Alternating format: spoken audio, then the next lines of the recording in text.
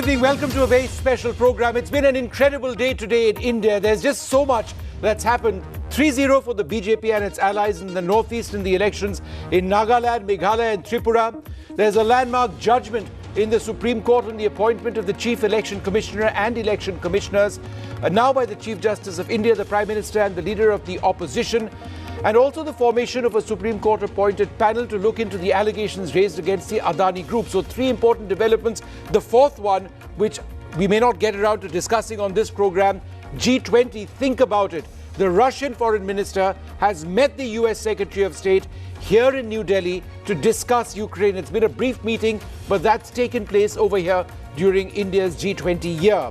Now, over the next hour, we will be looking at all of these details with the best panel of guests on all of these topics. Ankit. Well, at least we'll try to get you the larger implications of what has happened in the election results, and also the big topic that Vishnu was talking about, the repercussions of the Supreme Court now coming in with this massive order, which is going to have a far-reaching impact as far as the democracy is concerned on the Election Commission as well. Let's very quickly first give you the bigger picture on the elections. What has happened in the three states, the states which are setting the ball. They have in fact begun the very important long election season. 6 more states to go, and then the big battle of 2024. Let me start with Nagaland. The Bharatiya Janata Party and its ally NDPP. In fact, NDPP and its ally BJP, their pre-poll alliance has comfortably sailed through. They are on 37 seats, 7 more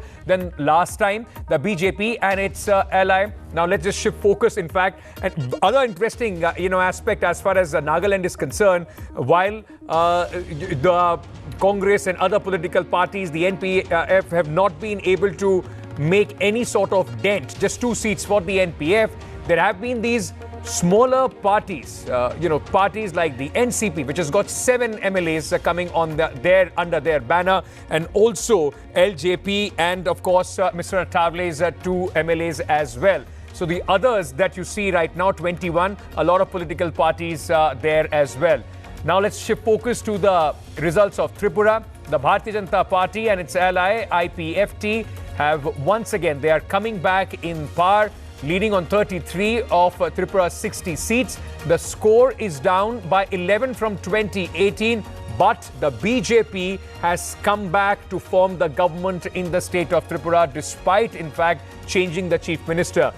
And the alliance, which was stitched by the Congress and the left, not working at all. And the big headline, the debut of, in fact, the Royal Scion and Tripura Mota, which has come with 13 seats. Meanwhile, in Meghalaya, was heading for a hung house when Chief Minister Conrad Sangma, whose party, National People's Party, is the single largest party. We have been told they dialed BJP chief strategist Amit Shah. The two parties have decided to come together and form the government. Remember, they were in government, they were partners in the government before they went to the polls, then decided to go alone, a bitter fight, and now have come back to form the government. So the Bharatiya Janata Party winning 2 states and forming the government in all 3. All right, well, let's quickly introduce you to our panelists. And as promised, we've got a great panel this evening. Hindol Sengupta, the historian and author, with us.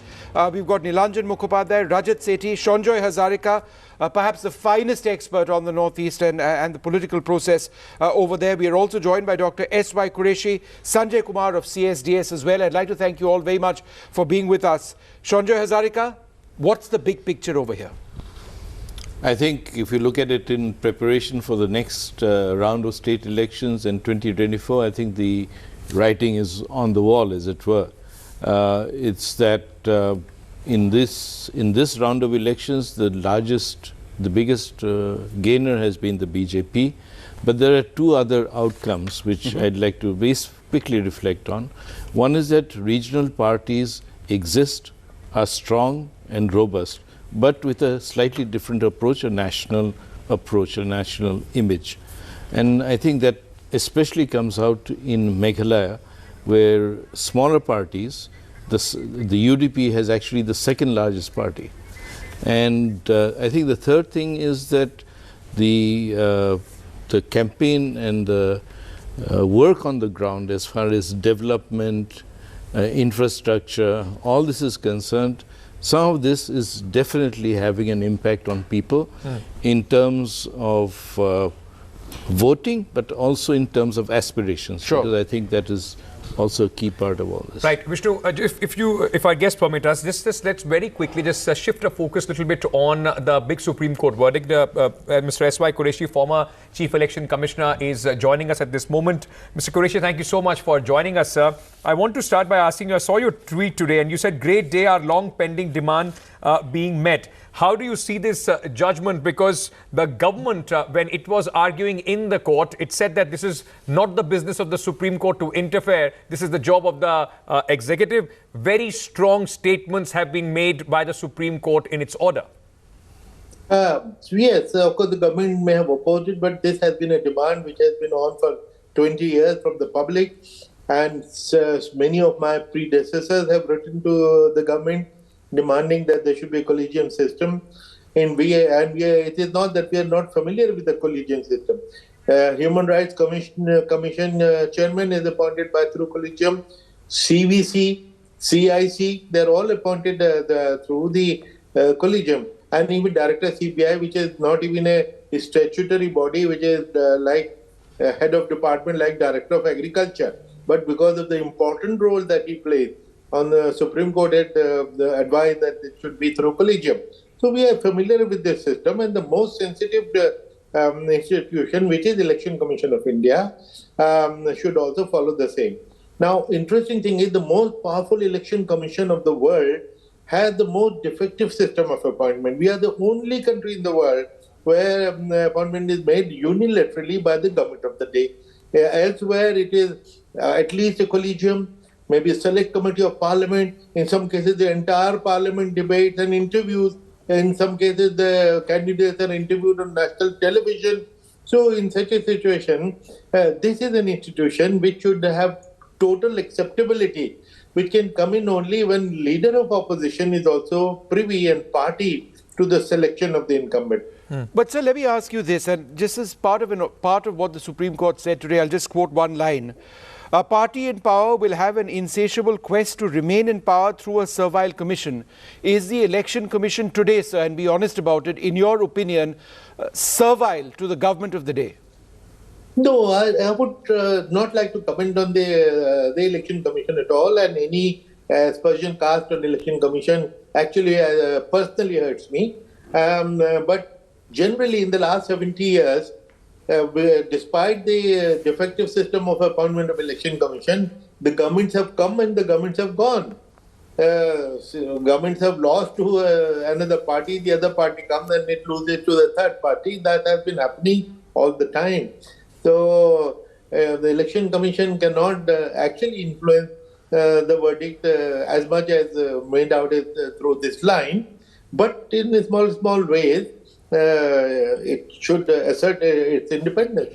But, sir, it also comes at a time when there have been larger questions that have been raised by the opposition on the functioning of the Election Commission. Every second day we hear the voices being made that it is not as free and as independent as, the oppositions have been making those allegations. In that sense, how significant is this ruling, and what are the immediate and far-reaching impact that you see of this ruling on the elections and the Election Commission in the country?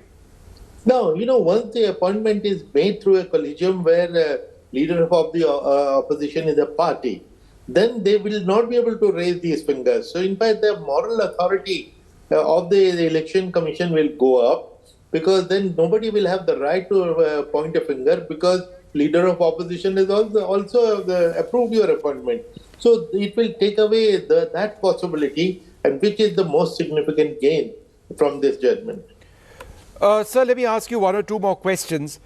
The unrelenting abuse of the electoral process, the Supreme Court said, over a period of time is the surest way to the grave of democracy. Has there been unrelenting abuse of the electoral process which the Election Commission has been unable to halt? Well, till our time, and for a few years after that, we never heard these complaints. But if these are the kind of allegations which are being made, it is very hurtful and which is very sad for the institution and also for the credibility of India. You know, we have been proudly saying all over the world that the election is never questioned by the opposition, and the winning chief minister or prime minister gives the chair with folded hand to the winner. But that is not what is happening in US. We are watching Nigerian election; they're being questioned, but our election has never been questioned. So the credibility has been because of functioning of the election commission, despite this basic flaw of appointment, and if it is also removed institutionally, because we have to say that we hope it will continue to happen in future. Hope is never a strategy. It is just wishful thinking. The strategy has to be institutional checks, and this is an institutional check. All right, so thanks very much for joining us. You know, it is a landmark judgment. Let's see what finally happens in terms of the functioning of the Election Commission.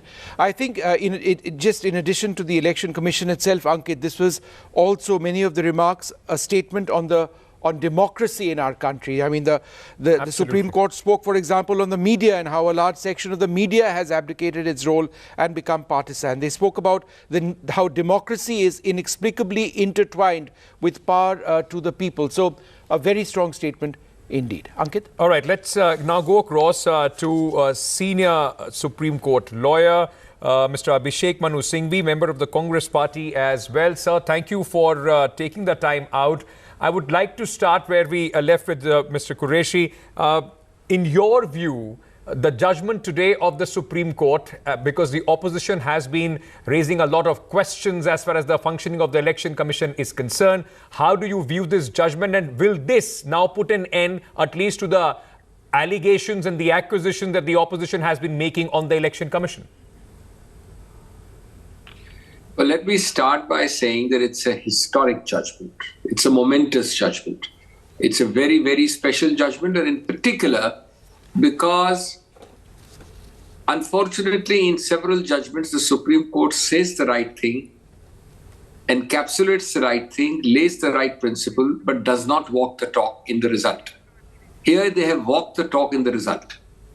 Secondly, there has been this supreme irony that on the one hand, level playing field, democracy, free and fair elections is part of the basic structure. And you know, the basic structure means that you cannot even amend it by a constitutional amendment. The constitutional amendment is itself unconstitutional.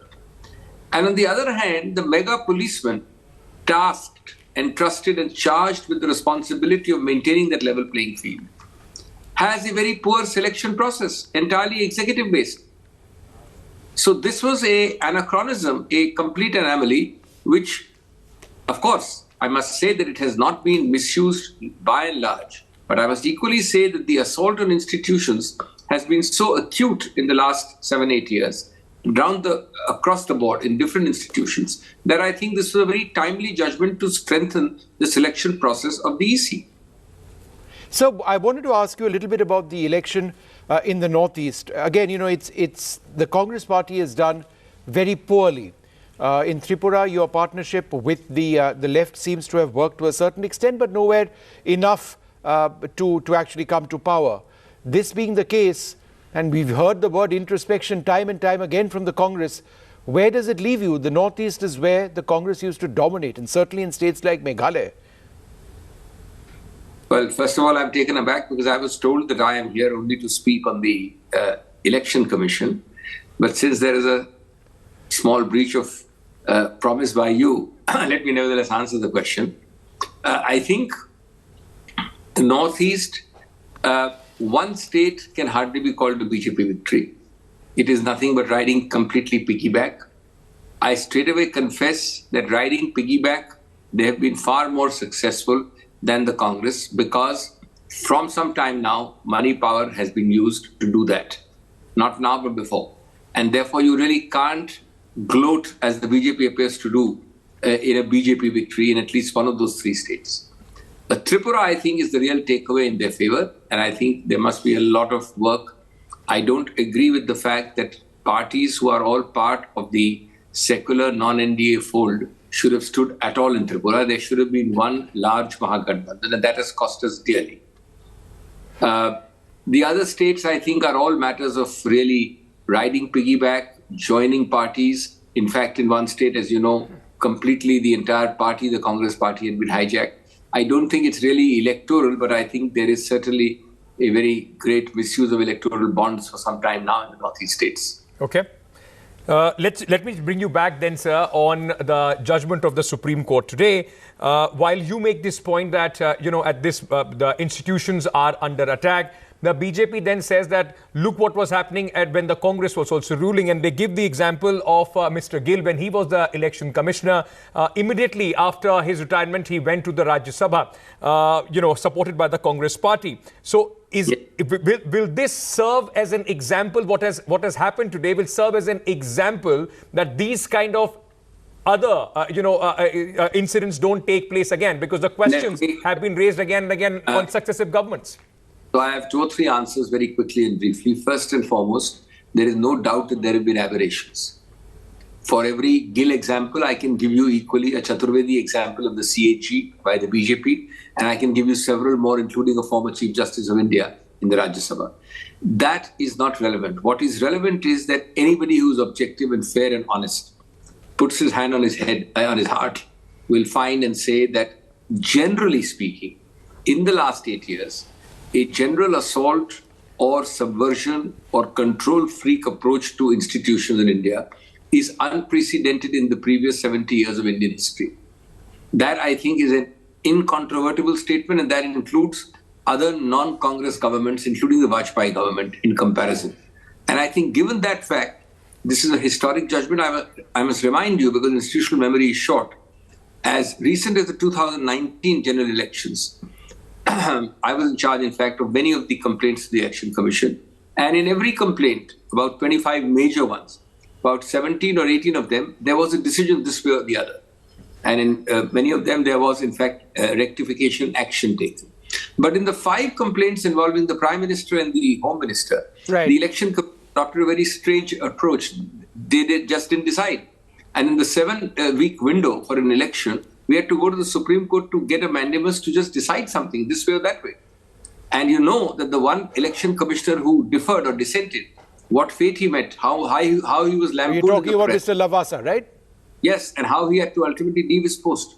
Right. But the most important point is, today now, with this judgment, you have broadly I'm saying, a uniformity in the major institutions. And that's an important takeaway.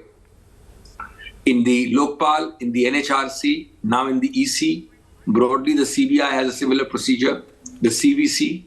However, and I have asked for that in a press conference today, there is absolutely no doubt that to restore at least a vestige of confidence in fair prosecution, the ED must have the same thing. All right. On what basis must you deny this to the ED? The government of India has been going in the opposite direction. Far from thinking, they have in fact made a law which allows them to extend the ED director's tenure each year, year on year, but only by 1 year, for a total of 5 years. Okay, Dr. Singh, lots of important points that you mentioned. I'm just interrupting you now because I need to move on to my panel, of which I always invite you to remain, but you never do. But thanks so much for sharing your views on what is without doubt a landmark judgment. I'd just like to introduce a few other panelists who've also joined us and start out our debate this evening. Rohan Gupta of the Congress with us, Neerja Chaudhary, the senior editor, Pabitra Margarita, member of Parliament in Rajya Sabha and the political secretary to the Chief Minister of Assam, and the Trinamool spokesperson Bishwajit Deb as well. Sanjay Kumar, let me come to you first. You've been waiting very, very patiently. Let's take a look at Meghalaya. Now, this is the one state which, in a sense, was the most interesting and exciting because it was a hung assembly. The NPP at a particular stage seemed to have the option of not necessarily going with the BJP, but the fact that they did indicates what? Is it that governments in the northeast want to always have that link with the centre? Or is it because the BJP is just too strong in the region now? I think the option for going along with the BJP would be for several reasons. One, definitely the ruling party of the state would like to be seen as in partnership with the party which is a very dominant party for several reasons, but one main reason would be that they would be seen as close to the central government, and they would be able to deliver benefits to the people in terms of developmental projects, etc. So I think that's the reason why the party which doesn't have a majority would like to go along with the BJP, not with other regional party. But when you said Meghalaya is an interesting because there is a hung assembly. I don't think hung assembly is an interesting thing, because we would see when there are hung assemblies, we know what kind of a activity takes place. So I don't consider hung assembly as an interesting, it gives us an idea of a fractured mandate, but I think personally I would prefer an assembly which gives a clear mandate. Sure. Okay, Rajat, now if I can come to you. First of all, I mean, we saw what the Prime Minister came, almost a 45-minute speech. How or can we, for a localized election like we saw in these 3 states, can there be any extrapolation or some sort of an advantage or a message that the BJP can take, not only for the 6 states, but also going forward to 2024? Well, as authors, we get a free pass of publicizing a book. We don't miss out on any opportunities on that. So I wrote this book, which is titled The Last Battle of Saraighat. This is titled around the fact that there is this historic battle, and it relates with today's politics of the Northeast region.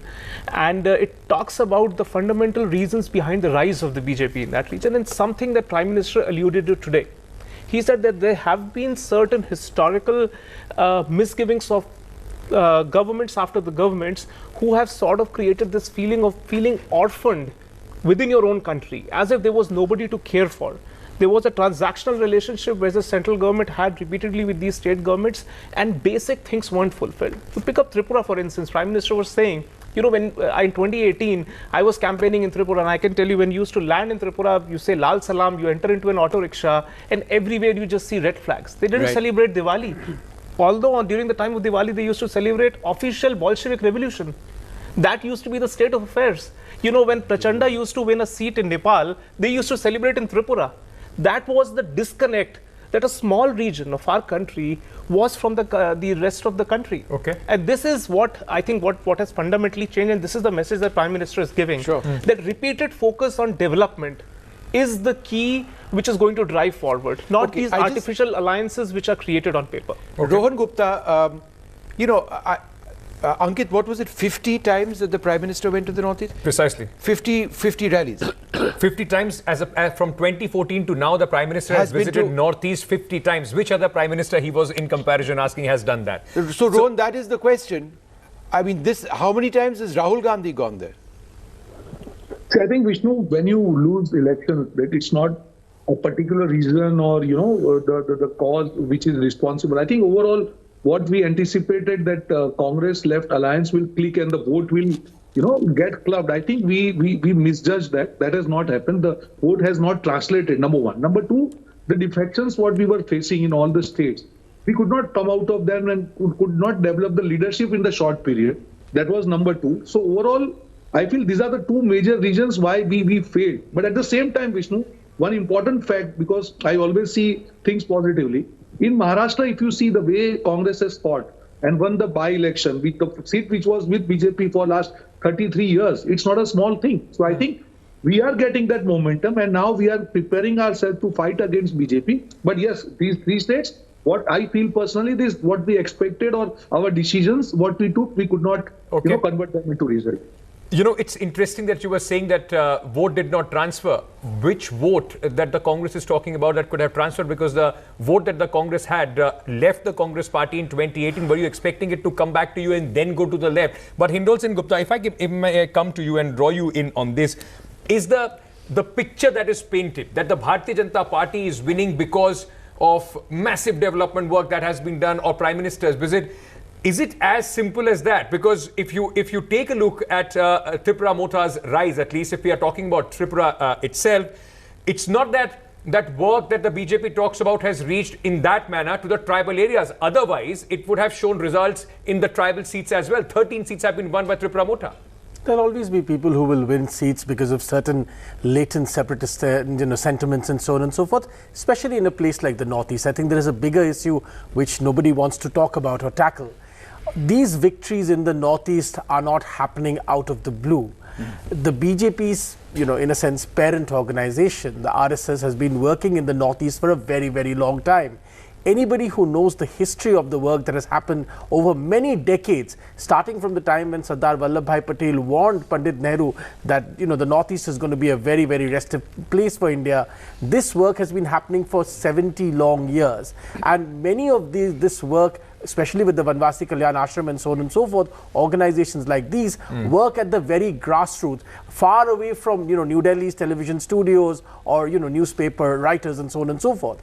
Now that work doesn't immediately bear fruit. It cannot. It requires finally a tipping point, and that tipping point has come with Prime Minister Modi. Okay. But that's not enough.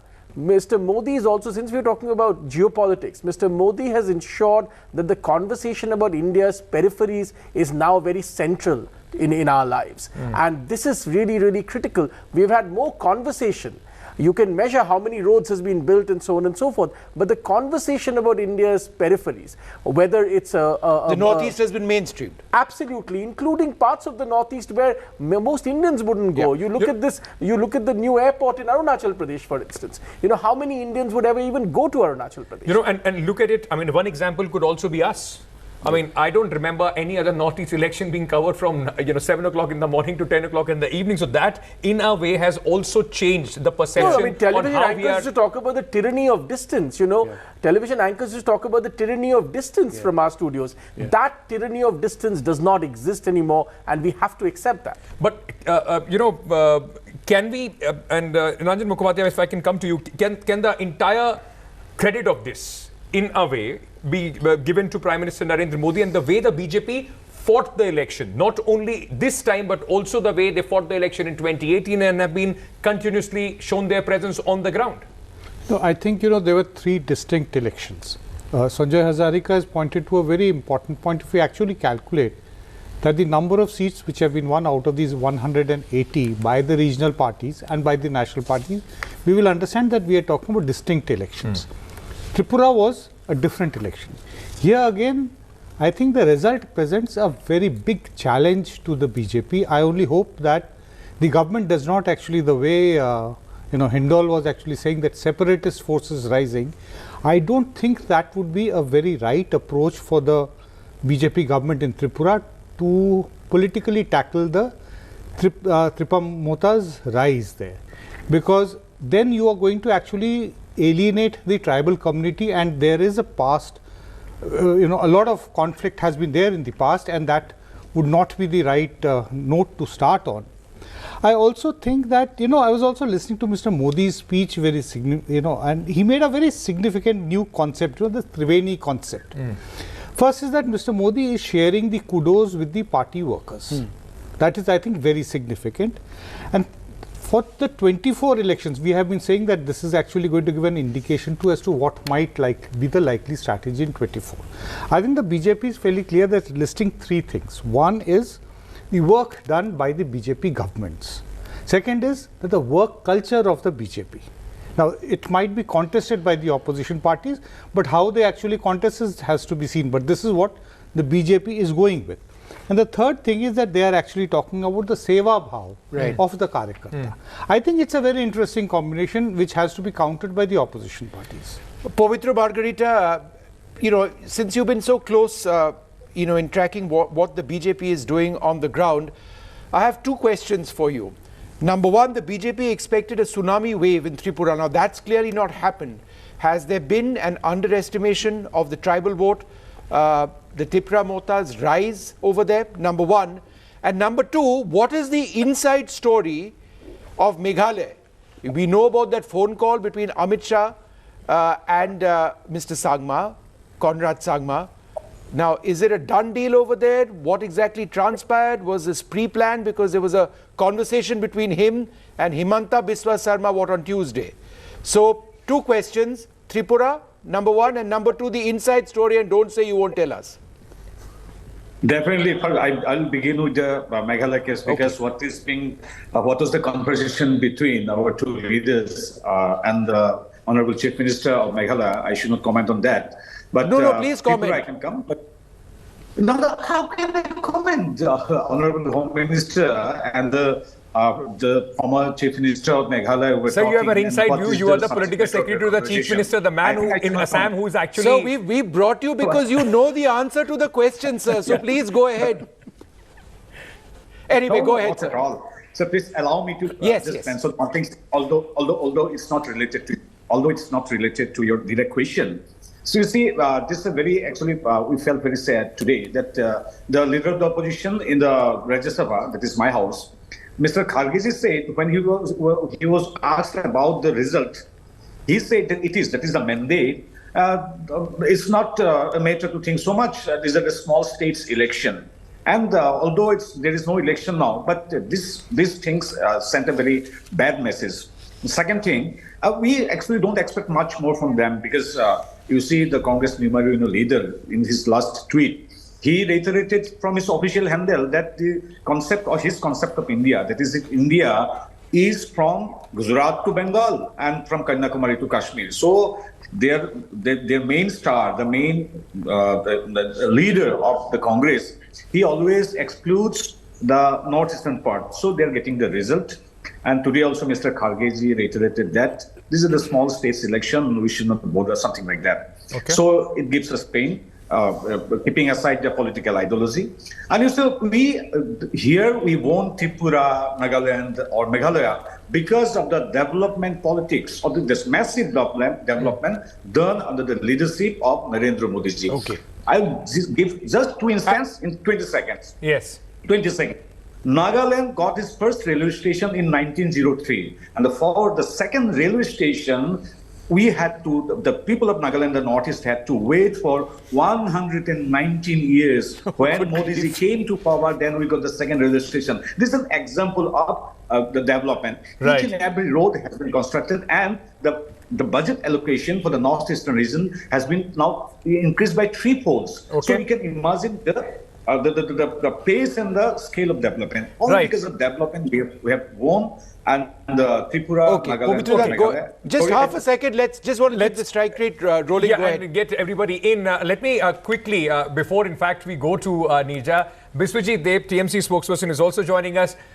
For the TMC, Biswajit, it was, I mean, the way the TMC pitched itself in Meghalaya, not almost, you hijacked the entire Congress party, changed the color, and the TMC was hoping to make a big dent as far as Meghalaya is concerned. Are these results much below your expectations, and will they have a dent on the way Mamata Banerjee wants to project herself ahead of 2024? At the outset, I would like to congratulate the people of Meghalaya. Now you see, we have taken a drive in Meghalaya just 8 or 9 months ago, and it's 14% vote share, and we have won 5 seats, and we are thankful to the people of Meghalaya. Now you could understand one thing, that there is a continuous hype which I was watching, that BJP has swept the entire Northeast. No, it is not like that. You see, in Meghalaya they have got only 2 seats. In 2018, it was 2 seats. In 2023, it was 2 seats. No, but Biswajit, sorry to interrupt you. With 2 seats, if they're still going to be part of the winning formation, what does it say of the BJP, and where does that leave you? I beg to differ with you. The NPP and BJP, they contested separately. And so did All India Trinamool Congress under the leadership of Mamata Banerjee and Abhishek Banerjee. And we got 5 seats. It was just a 6 to 7 months drive. And we got 5 seats. It's more than the BJP. BJP got 2 seats, whereas we could able to win 5 seats. And it's more than BJP right at the moment. Okay. Similarly, in Nagaland, you can see that it is NDTV. Please let me finish. It is NDTV. It's not BJP. BJP is a part of the alliance. I would like to say Tripura, yes, they have done good. Sir, but in Nagaland still, they have gone up from 2 to 13. Still they are -1. I do understand, but they are part of the coalition. It is not a big sweep for BJP. Okay. What you are projecting, what the national channels are projecting, and what BJP is projecting. No, but respectfully, Biswajit Da, they are going to be part of alliances or be empowered themselves in all three states. The Northeast was a part of India where the BJP in the past used to have zero presence. They are now coming back to power with an alliance partner. They are the junior partner. Resoundingly, even with 2 seats, they are part of the formation in Meghalaya and in Tripura. They've not scored a tsunami wave, but they are still coming. So let us not believe that there is no saffron wave. Where is the presence? Where does it leave the other parties is the question. No. I am not concerned with the other parties. I am not concerned with the Congress. Okay. I am concerned with my party. I am concerned with All India Trinamool Congress. Okay. And Trinamool Congress has been let me bring in Nirja Chaudhary at this moment. Whether you agree there is a BJP wave or not, sir, but there is not a blip as far as the TMC possibly would have hoped for. But Nirja Chaudhary, like we were talking about the broad strokes for the Bharatiya Janata Party and what they can take from this, what do you think about the opposition? What are the lessons that the opposition can learn? Because, you know, even at this moment, and what we saw Rahul Gandhi, his lone rally in Shillong, the focus was more to attack the TMC than the BJP or Conrad Sangma. How does this augur for the elusive opposition's unity index ahead of 2024? Badly, if you go by these 3 results. I think, the takeaway, of course, is that BJP is going to be in all the 3 governments, and these regional parties are going with the BJP because they think it will provide them political stability plus money for development works. But the real takeaway from these 3 elections is the state of the Congress party. Its virtual wipeout continues, and they don't seem to be worried. I mean, Rahul Gandhi's Bharat Jodo Yatra had great traction. It rebranded his image, it enthused the cadre, but it did not translate into votes in these elections. Now you can say he didn't go through these states, but unless you win elections, whatever else you may do is going to be irrelevant. You are a political party. So the Congress seemed to have just given up on, as you say, one meeting of Rahul Gandhi, Mr. Kharge went to Nagaland, but they didn't take these elections seriously, and that's the hard fact. And unless the Congress party does that, the entire opposition is going to be the loser in 2024. Now, Congress has done well in this Kasba Pet in Maharashtra. By-election. It's defeated. That is a silver lining on the horizon today. And that is a very big achievement, because after all, it's after so many years defeating the BJP. And that shows you that perhaps there is a sympathy amongst the voters for the way the BJP has acted in Maharashtra. Okay. In the way the tuft of the government, in the way the symbol has come. Name has gone to the breakaway faction of the Shiv Sena, whatever. And this may reflect in the BMC election. But certainly that's heartening news for the Congress party, even though it's, 1 seat. Sure. That's very important. Right. Professor Kumar, if I can just, very quickly also bring you in terms of, election and psephology. The one thing that most psephologists would keep saying that, you need a message. This whole anti-Modism and political parties coming together, whether it is the left and the Congress alliance, it did not work in West Bengal, it's not worked in Tripura. Is the problem in the opposition not being able to project a message, or do they not have an effective messenger as Narendra Modi to put across any sort of message that they want to go to the voters with? I think, Ankit, both. Only contesting election on the plank of anti-Modi, anti-BJP, even if all the opposition parties come together, is not going to help. That has not helped in the past. There are clear evidences of that. If we look at the UP Assembly elections, UP Lok Sabha elections in 2019, the previous UP Assembly election. So there are clear indications that only coming together of opposition parties on the plank of anti-Modi is not going to work. They need to have an alternative narrative. You need to project something positive to the voter in order to wean away the core supporters of the BJP, if not the core supporters, but those voters who have sided with BJP during last 10 years. So the message is also missing, and absolutely you're right, messenger is also missing. You need someone to carry on this, take this message forward to the voters. the skills of communication is also missing when it comes to the opposition parties. Hindol, and I'll come back to Sanjay on this question as well. Can we extrapolate from this to a nationwide picture, or is it too early? No, I always think this is too early. You know, there's still many states to go. However, there's one point which is very clear. The BJP has started, as always, its campaign for the next general elections long before any of its opponents. Right. Many of its opponents are still trying to get newspaper space and, you know, score talking points, perhaps even win, I don't know, Ivy League, you know, college campus elections maybe. But the BJP has started its election campaign and they're very serious about it. Now, there are 2 or 3 things that showcases the BJP's, you know, confidence and its, you know, in its focus in fighting the next elections. It's not going to let anything go. Yeah. As always. Yeah. And it's not going to let even the smallest corner of the country where they could possibly win an election and a seat go. Now, this means we have always been talking that in 2024 they might lose some seats in certain pockets of the country which have been their strongholds. Kasparpet was mentioned. Yes. That's an example, right, which used to be a BJP stronghold. But there's already an effort to make up for every seat lost in every nook and corner where other seats can be picked up. Okay. Does that sense of urgency, can you see that sense of urgency in the opposition? Perhaps not. And that could well be the determining factor. Sanjay? No, absolutely. Extrapolation, possible or not? Oh, extrapolation.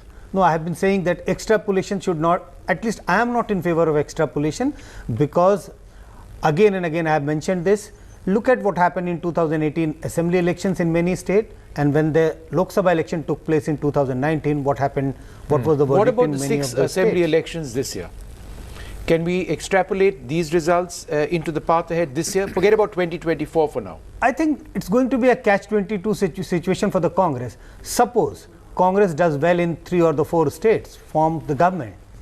What would happen is that Congress would become more firm about forming an alliance with the regional party. They would take a more tougher stand. And in that case, alliance won't be formed.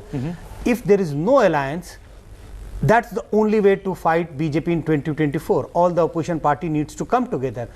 And the opposite, if Congress performs very badly in the elections to come, which is to be held in, say, November, then Congress loses the bargaining power. So what we are witnessing is that, in my opinion, a very thin possibility, or I would say a zero possibility of an opposition unity for 2024.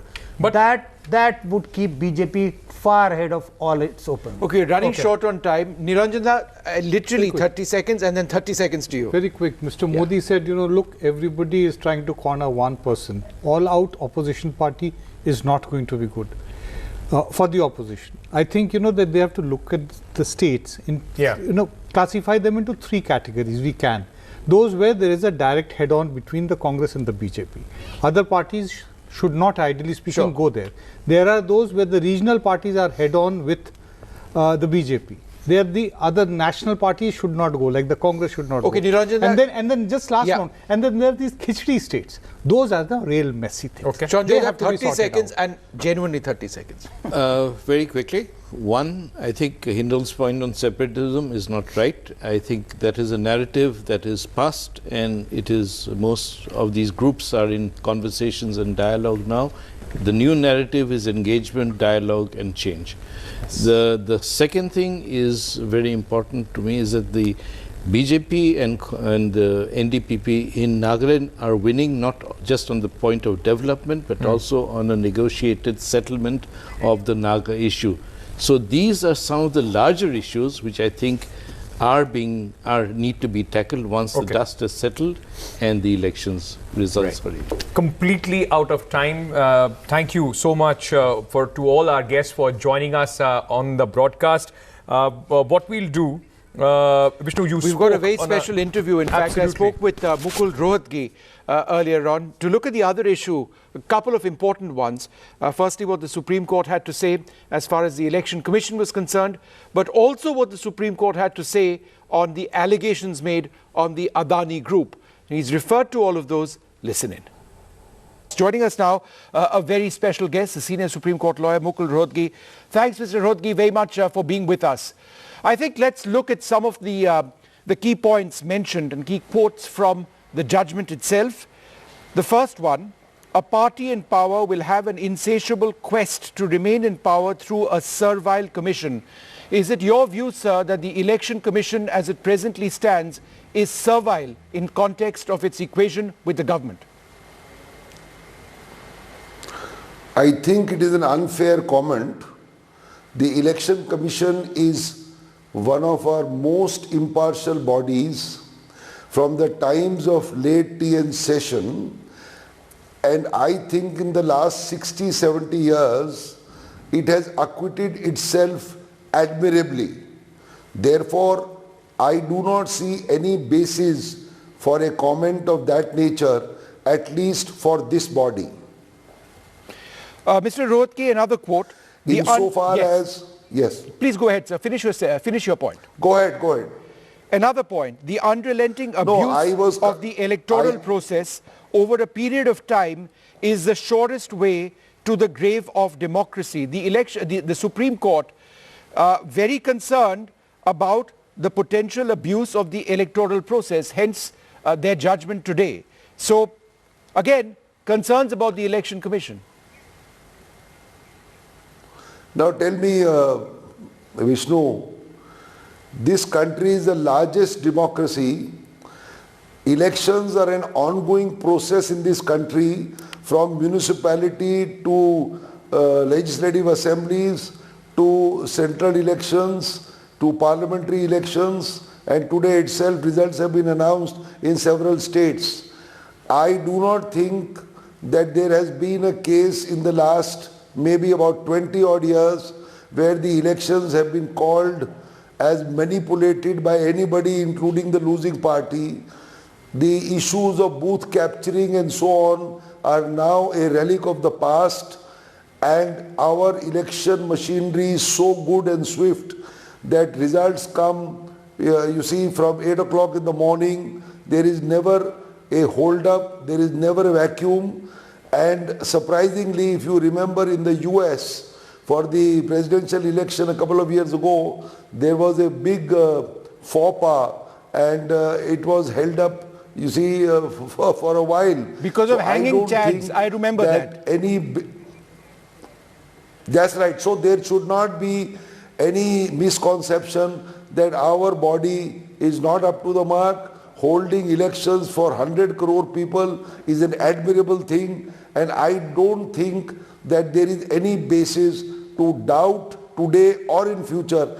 Unless that situation is reached, there is no reason why the final verdict should have been what it is, and I want to make a comment on that, but after your question. So I would disagree with you with 4 specific examples of when the Election Commission has been called into question marks about them.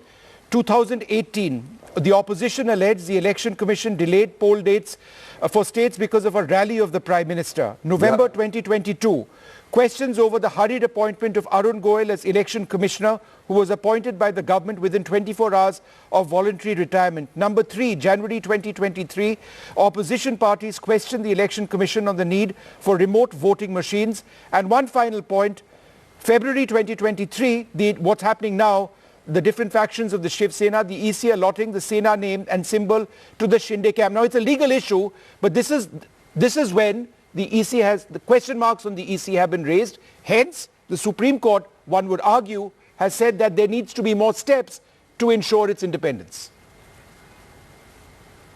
Now, Vishnu, you have picked out 3 or 4 instances in the last 50 years.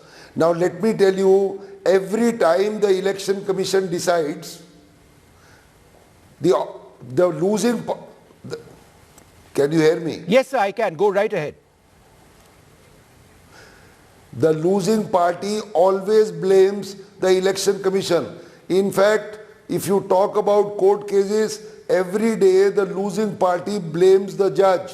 Whichever the judge is, whichever court, It's a natural instinct. Whether it's a Shinde matter or any other matter, people blame the speaker, people blame the election commission or the decision-making body. That cannot be a ground at all to question the impartiality. I can tell you, some years ago, I did the symbol issue of AIDMK, etc. 4-5 years ago. That hearing was done by the EC. The losing party challenged the decision of the EC in the Delhi High Court and the Supreme Court by saying it is partisan and they have prejudged the issue. I mean, that cannot be a ground. Now let me talk about Goel. You have mentioned about a particular incident. Now if Goel's appointment seems hurried and does not seem to be appropriate, see, one flash in the pan cannot result in a situation where you proceed and supplant the law. Now let's go to the law. Article 324, which was made in 1950 by the constitution makers, clearly said, subject to a law to be made by Parliament in future, the President of India shall appoint these persons. The President of India under the Constitution means the central government. Therefore, the President does not act in his own discretion. Right. He acts on the aid and advice of the government. Now, this has happened in the last 60-70 years. Now, if at all, firstly, it is within the province of Parliament. If Parliament does not do, the Constitution makers said that the President of the government shall do. Now, let us assume in your favor or in favor of the opposition saying that sometimes you like to fill up people, etc. Now, that cannot mean that the remedy is worse than the disease. The court could have said that let the government frame a transparent policy for appointment, rather than saying that we, as the court, we now direct a committee to be formed which will consist of the Prime Minister, the LOP and the CJI. We form a committee and we give them the power to appoint these persons. I think that is a judicial overreach, because such a committee is in contemplation. If you look at the Lokpal Act, Lokpal has to be appointed by such a committee. There's been another very important direction by the Supreme Court today as far as the allegations against the Adani group are concerned. The Supreme Court has appointed a panel to actually look into the allegations which have made. This comes at a time when several political parties have been asking for a JPC. Do you believe that the panel appointed by the Supreme Court is the way to get to the bottom of this? I think it is appropriate in the facts of this case, not because of Mr. Adani, but because there are millions of share and bond holders in this country who back particular big businesses. If they have suffered, I think the court's concern is quite justified, and rather than having a JPC and making it a political slugfest, idea is to look at what the problems of the system are and plug the loopholes, so that shouldn't happen in future that either a foreign report comes and shakes the market and reduces to a great extent the investment of people in their return of lakhs of crores, and also that people in this country do not change valuation of their shares because of their manipulations, etc. I think it's a right thing. It will instill confidence in the market and in the people who are in the market. And I have gone through the names which the Supreme Court has chosen, and I think the names are excellent. They are people from different sections of the society, including lawyers, and I think that probably is appropriate in the facts of this case. It will be rather swift and it will help in this kind of problem, rather than having a JPC, which will become again a slugfest. That should be avoided, and I am in agreement with what has been done.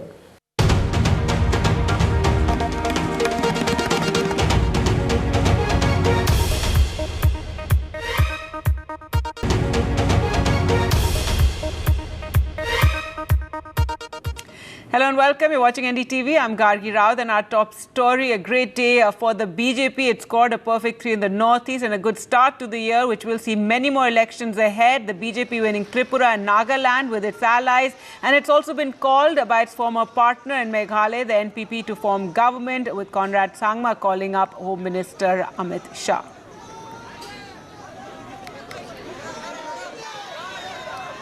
Now, the BJP retained Tripura and the Congress-left alliance put up a dismal show. But the big story in this election in the Tripura Motha, led by former Royal Pradyut Manekya Dev-Burman, also a former congressman. The tribal party, which has been pushing the demand for a greater Tripura land, has come second in the state.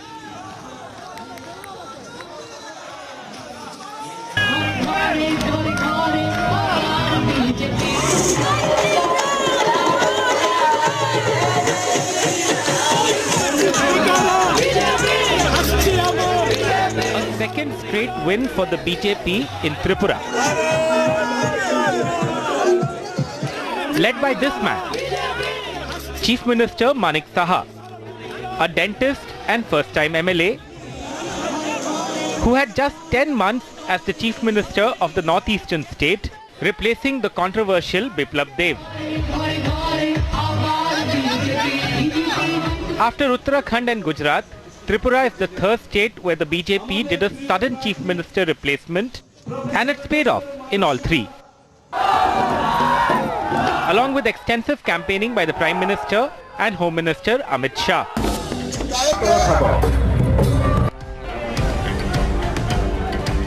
फिर एक बार CPM का जो vote है कांग्रेस को मिल गया, लेकिन कांग्रेस का vote इनको नहीं मिला। कांग्रेस का फॉलोअर जो है ये कभी भी नहीं मांगे, तो इसीलिए उसका रिजल्ट मिला है उनको। वो जिस तरह सोच रहे थे तो उस हिसाब से तो मिला नहीं।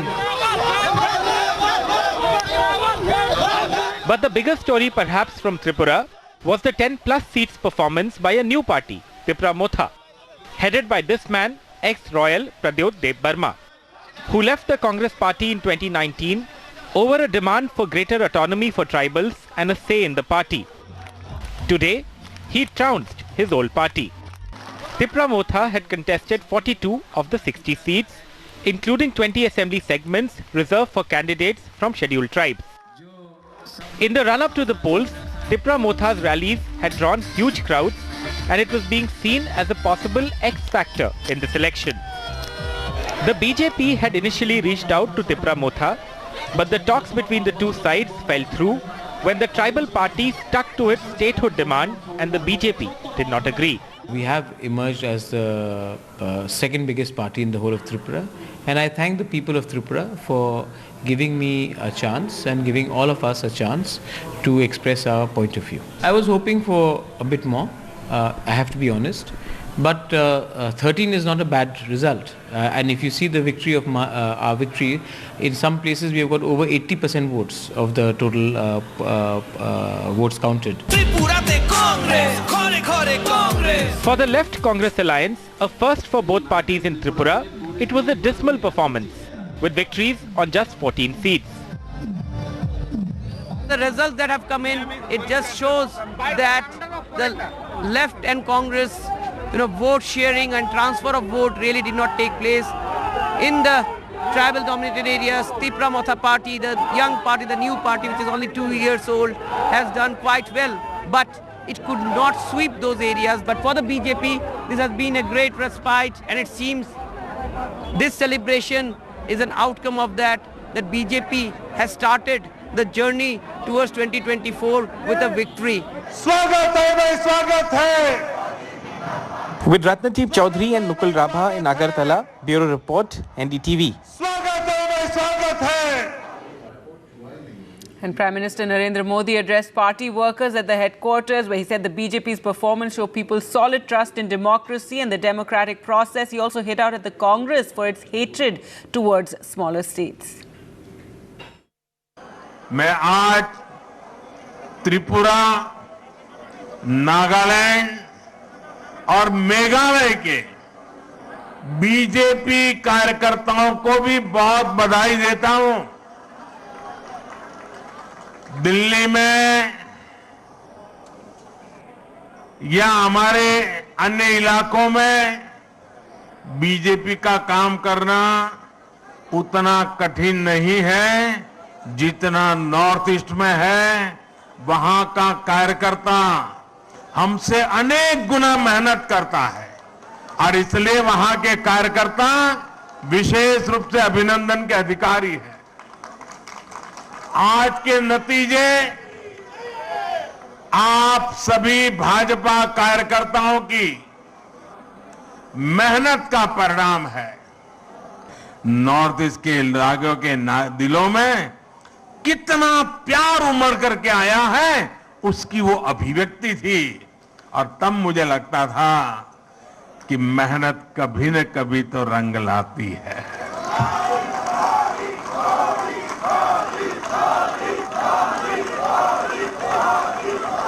चुनाव जीतने से भी ज्यादा मुझे इस बात का संतोष है कि प्रधानमंत्री के कार्यकाल में बार बार नॉर्थ ईस्ट जाकर के मैंने उनके दिलों को जीता है और वो मेरे लिए सबसे बड़ी जीत है।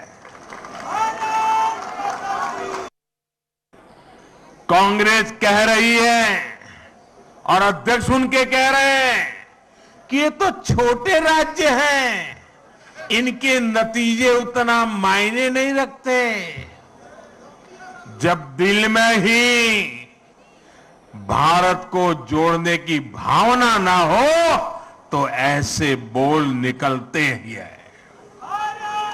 ये इन राज्यों के लोगों का अपमान है, जनमत का अपमान है।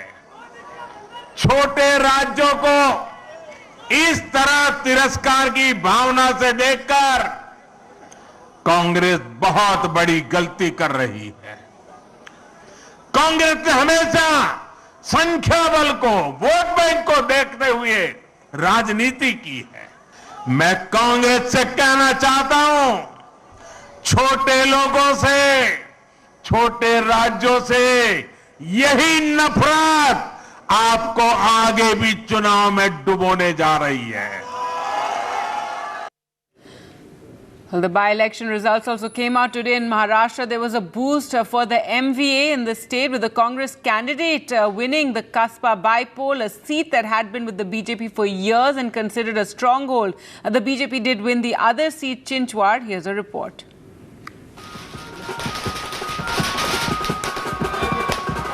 Mahavikas Aghadi Alliance celebrating its victory in Kasba Peth that was a BJP bastion for 3 decades. Congress's Ravindra Dhangekar defeated BJP's Hemant Rasne by nearly 11,000 votes in the by-poll. इस तरह से सत्ता का दुरुपयोग किया है ये तो सब लोग जानते हैं। बीजेपी को अब वापसी का टिकट देने का काम महाराष्ट्र की जनता ने कर लिया। जो कस्बा अपनी वपूदित समझने वाली जो बीजेपी थी कि कुछ भी कर लिए तो बीजेपी हमारी वहां आएंगी, तो बीजेपी को गढ़ रहने वाली अगर कस्बा उनके हाथ से जा रही है तो अब उसके रिझल्ट महाराष्ट्र में क्या आने वाले वो स्पष्ट होते जा रहा है। महाविकास आघाडी म्हणून हे एक मोठं यश मिळालेलं आहे। सगळ्यांनी पाहिलेलं आहे की या देशामध्ये महागाई जी वाढत चाललेली आहे, आपल्या राज्यामध्ये महिलांवर अत्याचार वाढत चाललेले आहेत, शेतकरी त्रस्त आहेत। त्याच पुणे जिल्ह्यात जिथे आम्ही वेदांता फॉक्सकॉन सारखी मोठी इंडस्ट्री आणू इच्छितो ती तिथून निघून गेली, अनेक उद्योग आपल्या राज्यातून गेलेले आहेत, बेरोजगारी वाढत चाललेली आहे। आणि हे सगळं होत असताना गलिच्छ राजकारण जे चालले, राजकीय अस्थिरता जी आपल्या राज्यामध्ये आणलेली आहे, लादलेली आपल्यावर भाजपने, ती कोणालाही पसंत नाही आणि म्हणून आजचा निकाल हा खूप बोलका आहे। Chinchwad Assembly seat was a face saver for the BJP with Ashwini Jagtap, wife of deceased MLA Lakshman Jagtap, winning against NCP's Nana Kate. One reason for NCP's defeat is said to be rebel candidate of Shiv Sena Uddhav Balasaheb Thackeray, Rahul Kalate, who rebelled when he was denied the ticket and contested as an independent. In politics, if and but, there is no scope in politics. What is the current result? The results are, we won one seat, and this is the fact. Yeah, we do accept that there has to be some more margin, but we talk about within the party. And every constituency has its own, equations, caste equations, political equations. The candidate has its own equations also. The party has its own equations. I think Pimpri-Chinchwad had its own equations, political equations. The independent candidate, though he was a part of the Shiv Sena, he's been nurturing that constituency for the last 15 years. And of course, at times, there is huge pressure from the people and the supporters to contest. So I think, yes, he has taken 20,000 votes, which I feel has made an impact on the MBA candidate. Despite Eknath Shinde with his 40 MLAs getting the name and symbol of Shiv Sena, they lost a seat that was a BJP bastion, and that would call for introspection ahead of 2024 Lok Sabha elections. In Mumbai with Praveen Ji Rohit and Sohit Mishra, Usama Shah for NDTV. Pimpri Chinchwad चुनाव मतदार संघ के सभी मतदाताओं को मैं धन्यवाद देना चाहता हूं, उनका आभार व्यक्त करता हूं। अश्विनी जगताप ताई को भारी मतों से उन्होंने विजयी बनाया है, मैं उनका भी अभिनंदन करता हूं। ये लक्ष्मण जगताप जी को श्रद्धांजलि अर्पित की है मतदाताओं ने, और इसलिए मतदाताओं को फिर एक बार मैं धन्यवाद और उनका आभार व्यक्त करता हूं। Well, that time for us to slip into a short break. On the other side, the Supreme Court forms an expert panel on the Adani row. We'll get you the details.